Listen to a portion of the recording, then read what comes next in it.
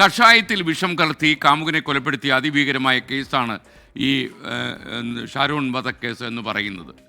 അപൂർവങ്ങളിൽ അപൂർവമായ കേസാണിത്. അതുകൊണ്ട് പ്രതിക്ക് ഒന്നാം പ്രതിയായ ഗ്രീഷ്മയ്ക്ക് വധശിക്ഷ കൊടുക്കണം എന്ന് കോടതിയിൽ ആവശ്യപ്പെട്ടത് പ്രോസിക്യൂഷനായിരുന്നു. ശിക്ഷാവിധിയിലെ വാദത്തിൽ പോലും special public prosecutor VS Vineeth Kumar പുലർത്തിയത് വലിയ ജാഗ്രതയാണ്. കാരണം ദൃക്സാക്ഷികളില്ല ഈ കേസിന്. ഷാരോൺ വധക്കേസിൽ ശിക്ഷ എന്താണെങ്കിലും അത് മറ്റൊരു ചരിത്രത്തിനു കൂടി വഴിവെക്കുന്നു.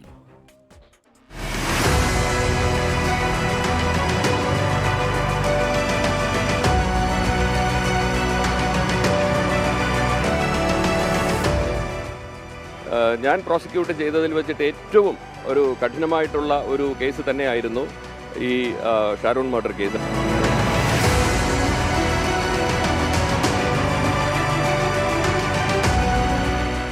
ഗ്രീഷ്മയുടെ വീട്ടിൽ ഷാരോൺ ചിലവഴിച്ച അരമണിക്കൂറോളം സമയമായിരുന്നു നിർണായകം.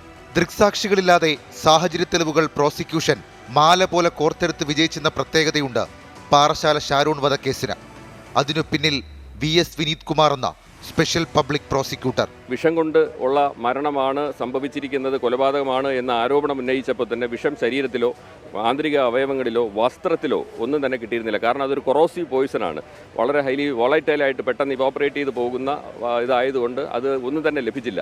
അപ്പോൾ വിഷാംശം ശരീരത്തിൽ ഇല്ലാതെ വിഷം കൊടുത്ത് കൊന്നു എന്ന് നമുക്ക് പ്രോസിക്യൂഷന് തെളിയിക്കാൻ കഴിഞ്ഞു എന്ന് പറഞ്ഞാൽ അതൊരു വളരെ വലിയ വിജയമായിട്ട് ഞാൻ കാണുന്നു. 95 സാക്ഷികൾ, 323 രേഖകൾ, 53 തൊണ്ടിമുതലുകൾ. ഒടുവിൽ അപൂർവങ്ങളിൽ അപൂർവമെന്ന വാദമുയർത്തി വധശിക്ഷയും ആവശ്യപ്പെട്ടു. ഗ്രീഷ്മയ്ക്ക് കോടതി എന്ത് ശിക്ഷ വിധിച്ചാലും അത് വിനീത് കുമാർ എന്ന സ്പെഷ്യൽ പബ്ലിക് പ്രോസിക്യൂട്ടറുടെ കരിയറിൽ രേഖപ്പെടുത്തും. കാരണം ഇതുവരെ ഹാജരായ 3 കോളക്കമുണ്ടാക്കിയ കേസുകളിൽ പ്രതികൾക്ക് വധശിക്ഷ.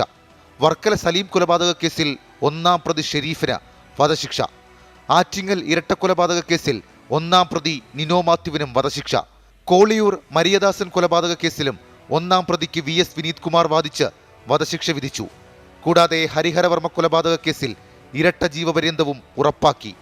ഒരു പബ്ലിക് പ്രോസിക്യൂട്ടറുടെ കരിയറിലെ അപൂർവ സംഭവമായി ഈ വിധികൾ രേഖപ്പെടുത്തും. ഷാരോൺ കേസിലെ വിധിയും വിനീത് കുമാർ എന്ന സ്പെഷ്യൽ പബ്ലിക് പ്രോസിക്യൂട്ടറുടെ നിയമ ഇടപെടലുകളുടെ ചരിത്രമാകും. ഷഫീദ് റാവുത്തർ, 24 തിരുവനന്തപുരം.